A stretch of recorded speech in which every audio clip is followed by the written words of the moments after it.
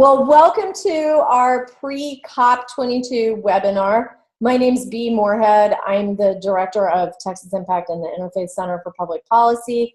And with me today are Imaad Khan, our Climate Policy Analyst, and John Hill from the United Methodist General Board of Church and Society. And what we're going to be doing on this webinar is going over a little bit the history of the Conference of the Parties, which is what the COP stands for, and kind of explaining what the background is on the COP and the climate negotiations where we are now. John's going to talk some about what American faith communities are expecting to see out of this COP and what our main activities are going to be.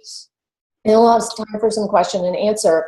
This is the second year in a row that the Texas Interfaith Center and Texas Interfaith Power and Light have attended the climate negotiations, but American faith communities have been participating in them, I think, since day one, and John can talk a little bit more about that too.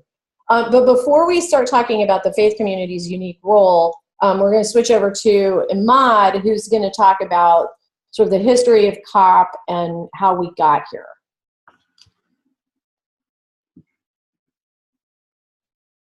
Switching over to you.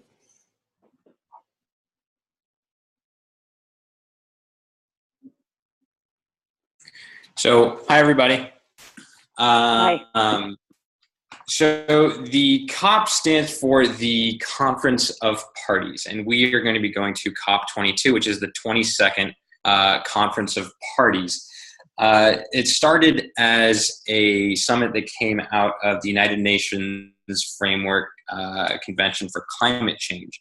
It was adopted in 1992 and entered into force, otherwise also known as being legally binding, in 1994. And the first one was in Berlin in 1995. Now, the ultimate objective of the convention is to stabilize greenhouse gas concentrations at a level that would prevent dangerous human-induced interference with the climate system. The convention states that such a level should be achieved within a time frame sufficient to allow ecosystems to adapt naturally to climate change, to ensure that food production is not threatened, and to enable economic development to proceed in a sustainable manner. Now, the question is, why do we care about greenhouse gases? And I'm sure everybody's heard about the greenhouse effect. Basically, when the sun is radiating towards the Earth, the atmosphere acts as a blanket, trapping some of that heat. And if we didn't have that atmosphere, then the sun's heat would bounce off and we'd be a very, very cold planet. But this blanket acts as sort of a force field to keep the heat trapped in and keeps our global temperature moderate. Now, a lot of people ask the question, is this climate change, is this human induced, or is this sort of part of the natural temperature increase and decrease that our planet has seen over the centuries? And the answer to that is that if this was sort of just a natural increase in temperature, that doesn't really follow the pattern of the global temperature fluctuation, because our global temperature actually peaked about 8,000 years ago. And if we were following that trajectory, the global temperature actually be on a very gradual decline. And over the next couple thousand years, we would start seeing more ice age-like temperatures. That's just not the case. We are seeing global warming in this past century from almost 1 degree Fahrenheit or 0.6 degrees Celsius. And if left unabated, the temperature increase will be between 3 and 15 degrees Fahrenheit or 1.5 to 8 degrees Celsius by 2100. And so that's sort of the way that we know that the change is from the Industrial Revolution and the burning of coal and oil and natural gas that we are putting up in this atmospheric blanket. If it was happening naturally, we would be seeing a lot colder temperatures over a longer period of time. but we are seeing the opposite. Yeah. And so there you see sort of the natural factors only on the chart. And what we're observing is that black line, and that is following what the combination of natural and human factors how they're affecting our global temperature. So what has the world community really done about this? And the COP, or the Conference of the Parties, put out the Kyoto Protocol, and that was done in COP3 back in 1997. And it was adopted in 1997, but wasn't entered into force until 2005. And that's because there weren't, the threshold for ratification hadn't been met until that time. Now, the Kyoto Protocol was not universal. And so a lot of the countries that we would expect to have signed on to it did not actually ratify. And it did not contribute towards the global emissions reduction that it had really intended to accomplish. The Kyoto Protocol was supposed to reduce emissions between 2008 and 2012. That was the first sort of implementation period. And there was an added implementation period between 2013 and 2020 with a revised list of greenhouse gases. But that protocol, again, it did not accomplish what it really set out to do. And so the Conference of the Parties have been meeting in order to come up with a more global agreement that affects greenhouse gas emissions in a more meaningful way. And Copenhagen and COP15, there was a lot of buzz around this COP, but it turned out to be more of a black mark in the history of the conferences, as negotiations didn't really go through as well as planned, and a lot of NGOs and observers were actually blocked from some of the negotiating rooms. But there were some good things that came out of it, and mainly that was the mentioning of the 2-degree limit of the temperature rise. The global community wanted to limit the global temperature rise to within 2 degrees of pre-industrial global temperatures. And also it was the beginning of the talks for the Green Climate Fund, which was established in Cancun the next year. All the COPs between Copenhagen and Paris in 2015 were put in place in order to work on the Paris Agreement. Now, the Paris Agreement was different in a lot of ways from a lot of the COPs previously. There was a lot of improved processes. There was also a greater awareness of the climate impacts and risks. The Paris Agreement also saw there was a lot of commitment from leaders that hasn't been there in the past. And there was also an increased role of the faith community in the actual Conference of the Parties. Now, some of the new things that were part of the Paris Agreement was that the parties who signed on to it said that they wanted to hold the temperature to well below the 2 degrees Celsius, and would seek to limit the rise to 1.5 degrees Celsius. That's a really important aspect, because there's been a lot of studies that show that actually the 2-degree limit would not reduce the temperature enough to offset the dire and extreme effects of climate change. The Paris Agreement also set in place these nationally determined contributions, which are greenhouse gas emission reduction plans that each country comes up with on their own. And the Paris Agreement allows each country to come up with their own plan, and doesn't allow them to reduce that plan. It allows them to amend it to make the emissions plan stronger. The Paris Agreement also gives the avenue for parties to take stock and update the rest of the world on their reductions every 5 years. The threshold for entry into force of the Paris Agreement has been achieved, and actually on November 4th, right before COP22, the Paris Agreement will enter into force, which makes Marrakesh the first meeting for the parties to the Paris Agreement. So if you see on the logo here, COP21, there's a little CMP11, which stands for the meeting of the parties of the Kyoto Protocol, and that's the 11th meeting of them. For the Marrakesh ones, there's a nice little CMA1 that'll be for Marrakesh. So that's the... Sounds pretty good.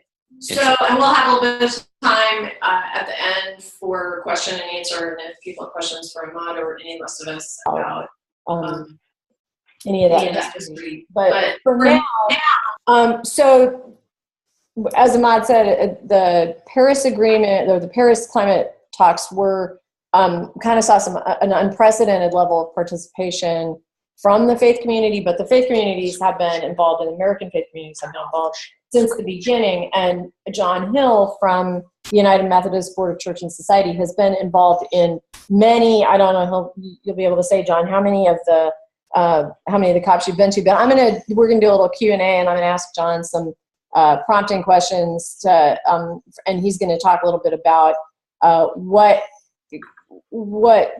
this upcoming COP means to American faith communities, and also particularly to the United Methodist Church. So, John, let me start by saying, how many of them have you been to? So I've been to 5. This will be my 6th COP.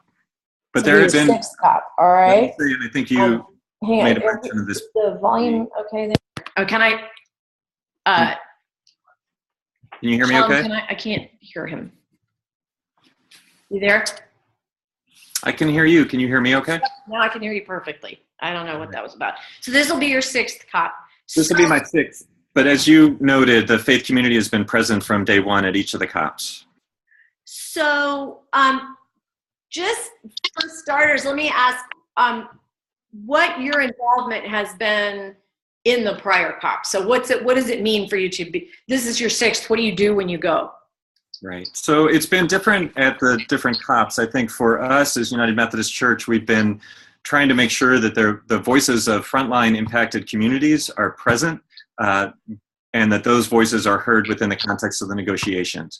As Imaad was sharing sort of the backdrop and the history of how the UNFCCC has been working, it really did start as basically a scientific conversation, rather technical, science-driven conversation. And I think over the years, we've seen a growing awareness that climate change impacts communities and livelihoods around the world, and that it has become much more of a gathering of not just scientists, but also social justice advocates, of community-based developers, of folks whose lives and livelihoods are really being impacted by this changing climate. And so our hope when it was in Durban, to make sure that we had young United Methodist African voices who were present to share how climate change is impacting them, and for them to build capacity so that they can learn from the gathered non-governmental organizations, the NGOs that are there, and with interacting with their officials, sort of how they might further their work in their own communities. So most of our work has been making sure that those voices are present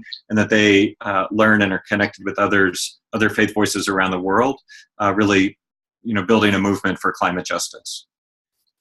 So do you have any particular expectations at this point of what you think will come out of the negotiations this year, or anything that you're particularly hoping for, that American faith communities are hoping for? Sure. I think this one, we were in a meeting just last week with the State Department, and the lead climate envoy, Jonathan Pershing, made the analogy that Paris was sort of like passing the law, and now it's about the regulations. It's about the specifics of how we and each of the countries are going to live into those commitments. And so I think for us, it's really important that we continue the momentum. Paris was a pretty amazing coming together of countries globally, acknowledging the problem, committing to a solution. And I think since Paris, we've seen a couple of things. First, that there has been sort of unprecedented swiftness in ratification of the Paris Agreement. So, folks were not expecting that enough countries would have deposited their instruments of ratification or acceptance until about 2018. To have done that in 2016, and I think Imaad showed that, the Kyoto Protocol, somewhat this predecessor, was agreed to in 97. It took until 2005 for folks to actually pass that threshold for ratification. So the fact that that happened within 1 year, I think, shows some real tremendous international commitment. There are a couple things that have happened outside of the Framework Convention as well. Another UN body, the ICAO, the International Civil Aviation Organization, has come to an agreement about limiting emissions from airlines. That happened just within the last month or so. That were not included in the Paris Agreement. Airline emissions, if they were their own country, would be about the size of Germany in terms of emissions. So we're talking about a significant portion of global emissions. So to have that body come forward with a recommendation and agreement to cap and then ultimately offset emissions is really important. Likewise, there is international consensus to reduce and phase out hydrofluorocarbons, HFCs, which are really high potent greenhouse gas emissions, 1,000 times more potent than carbon, not included in the Paris Agreement, but were included as an amendment to the Montreal Protocol. And that, if when fully enforced, would bring down global temperatures by about 0.5 degrees. So when we talk about that difference between 2 and 1.5, HFC reduction alone would contribute to about 0.5 of that. So I think there's this tremendous momentum. The question now is, as the parties meet, will that momentum continue? Will the trust continue, and will they really step up in their nationally determined commitments and take the actions necessary to give life to the Paris Agreement? So one of the things people have talked about since Paris and going into the Marrakesh meeting is it was, I guess I'll say it this way, it was easy for faith communities to sort of get a handle on the Paris negotiations. There was a clear moral argument. There was a lot of sort of pageantry associated with the event. But, that's the case when you're passing laws. Regulations quickly become, for lack of a more nuanced word, they become boring and also technical. And the farther you get from the sort of big statement, the harder it is to be clear that you're actually impacting the future, even though, as we know, those incremental steps are things that really do have the impact.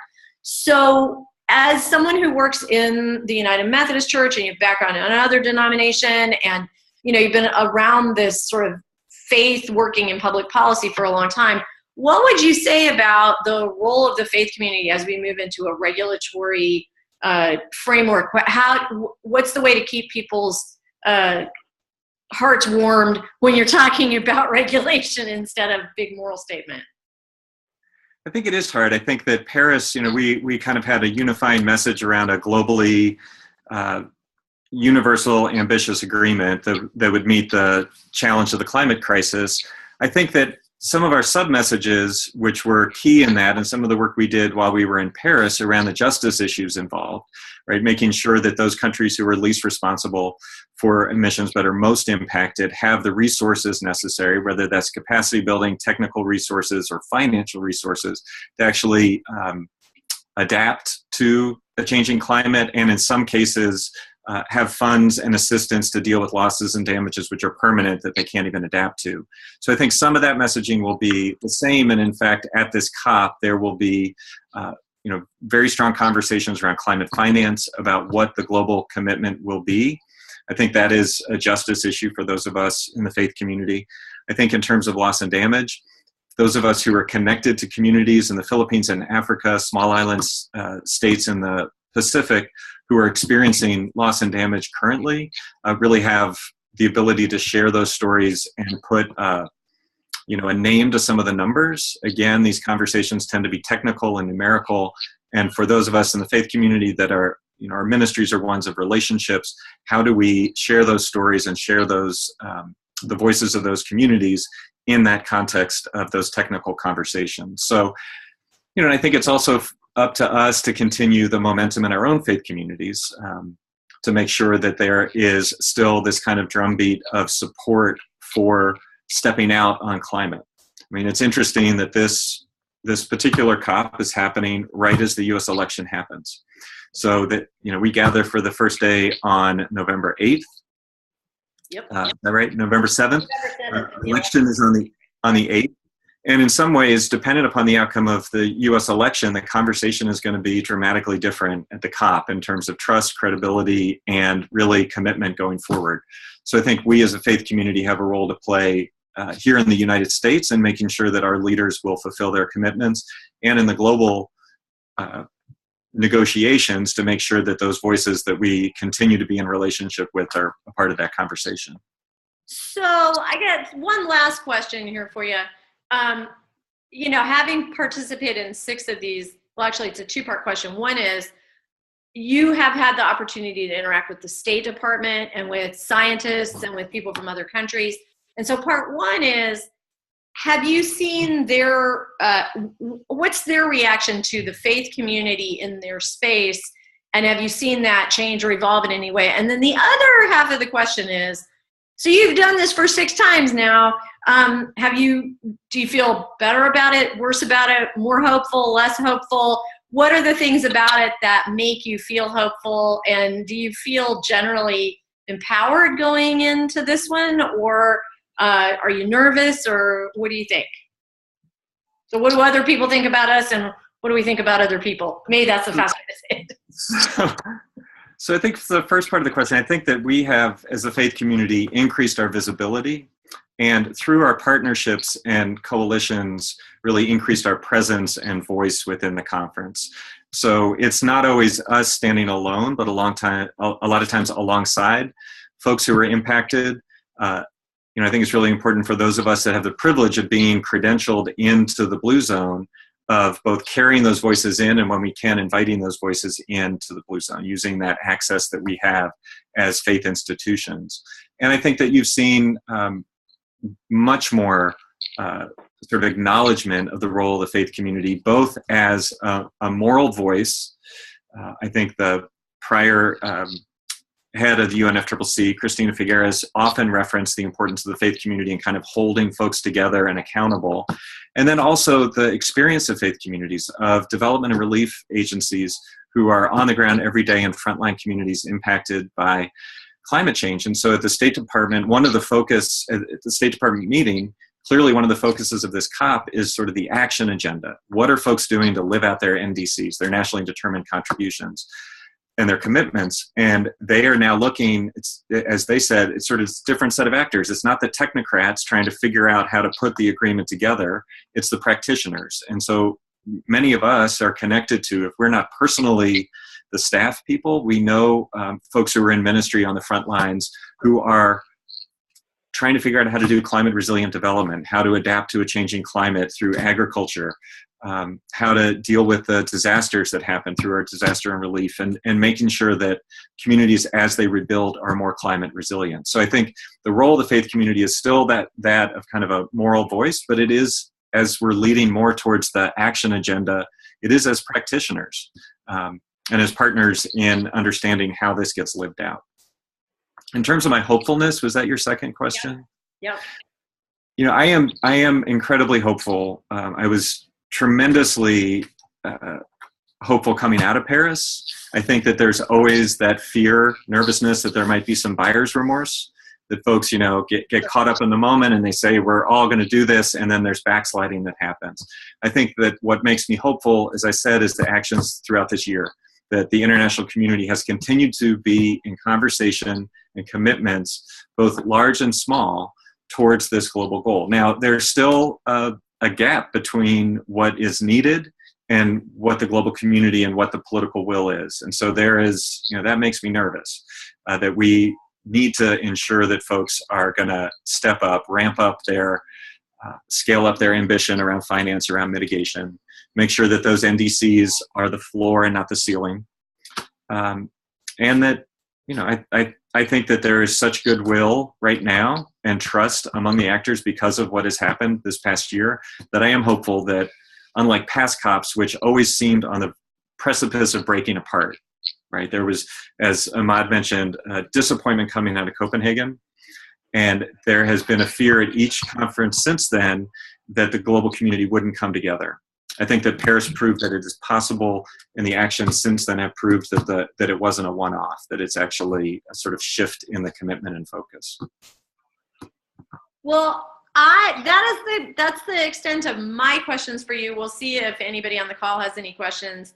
But before we go to Q&A, Imaad, do you want to, can Imaad show on the PowerPoint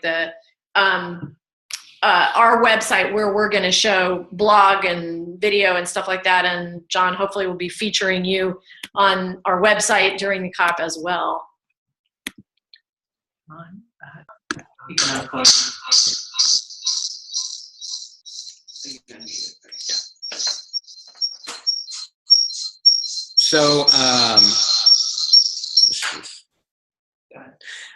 So if you go to the Texas Impact website at texasimpact.org, there'll be a very nice picture of Bridge to a Climate Future, and that's our COP22 hub.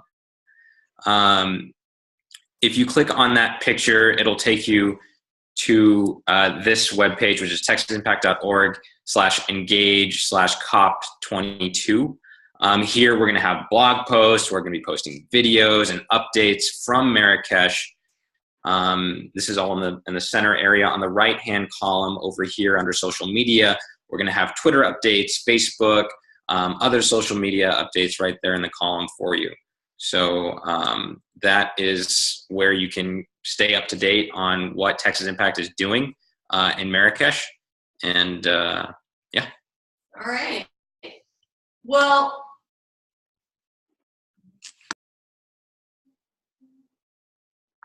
can you hear me? Okay. So I guess now the only question is, do we have any questions from Trish Merrill? You're on the phone, I know. Do you have any questions? Am I the only one on the phone?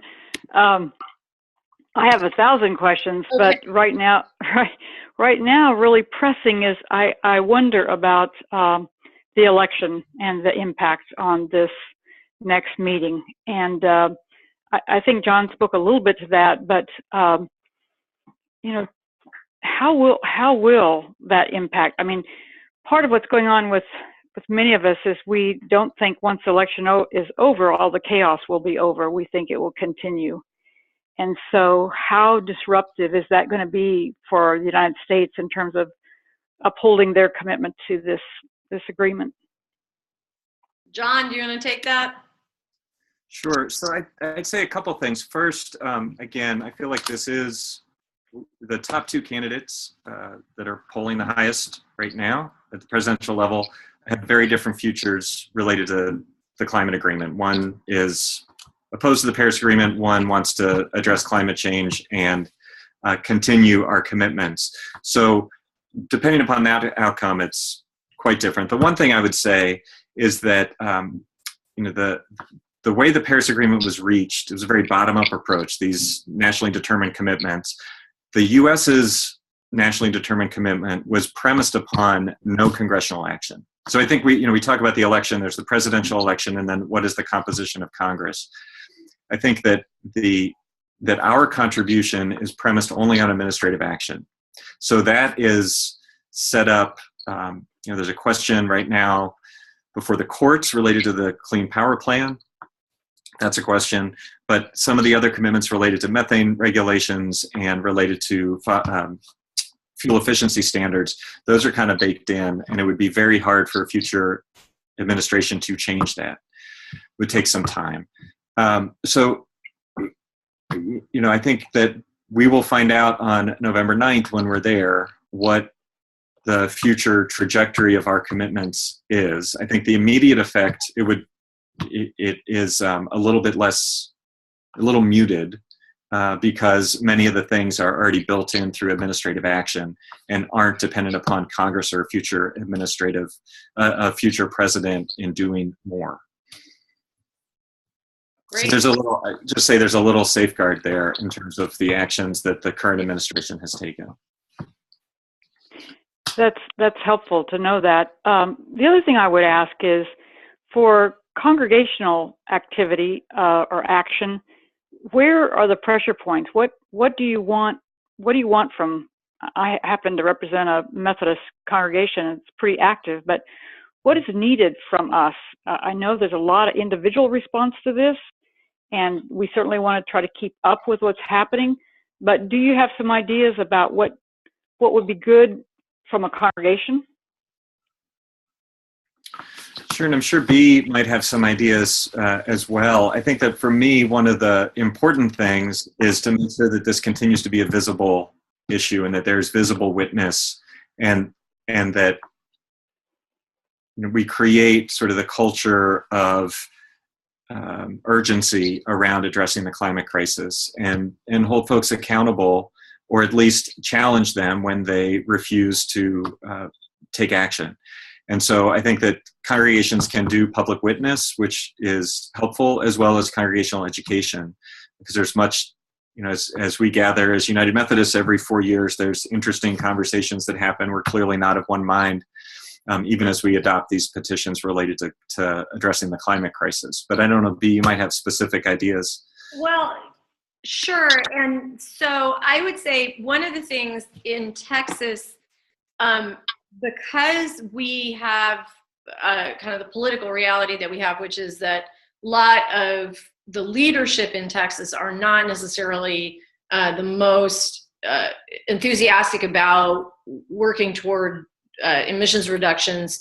The role for the faith community is sometimes a little bit different. And I think one of the things that's important for our Texas congregations, one, is to be very grounded in the faith community's engagement with the issue. So in other words, rather than just getting sort of a top level of information about, the event is going on, and I read a thing from the Sierra Club, or I read a thing in the news about it, really to make sure that you're paying attention to what the United Methodist positions on climate change are. And the UMW study this year is great, and I would imagine John has been really helpful for you in thinking about getting people ready for it.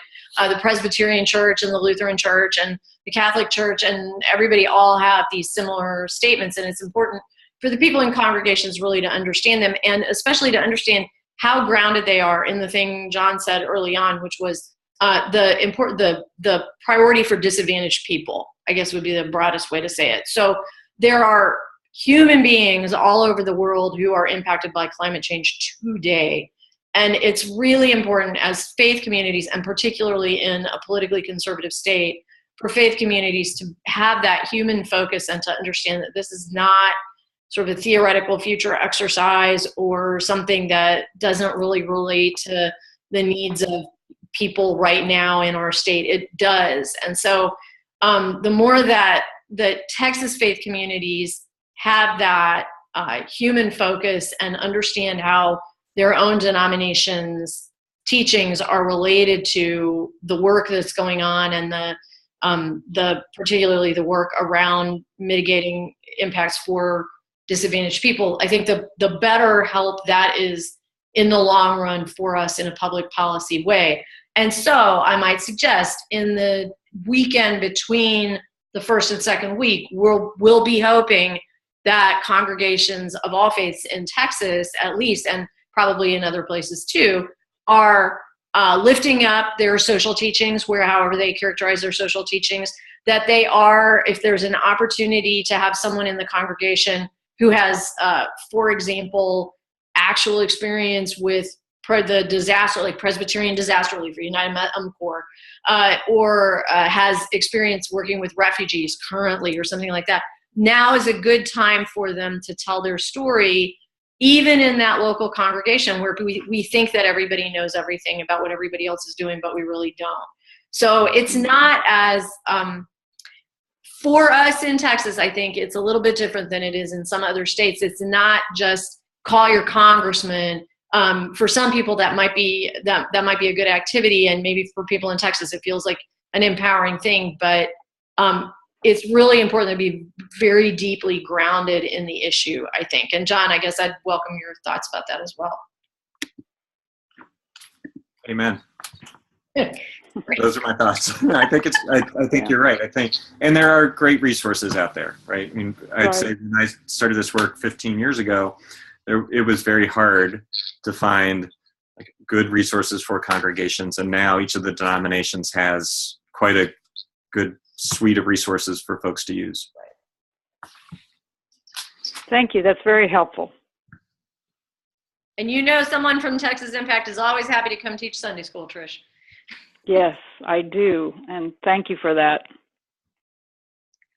Well, I guess, I don't know. John, do you have any last thoughts you'd like to give before we say goodbye for now and say hello again next week from Marrakesh? No, I mean, I think this was a just great opportunity to sort of put on the table what the priorities are, and this is sort of like we're so happy with Paris Agreement, celebrating that, and now this is a little bit of the less glamorous but all the more important work to make sure that we live into those commitments. And so I just look forward to being on the journey together with you. All right, awesome. Well, thanks a lot, and we'll next time in Marrakesh. All right, thank you. Thank you a lot.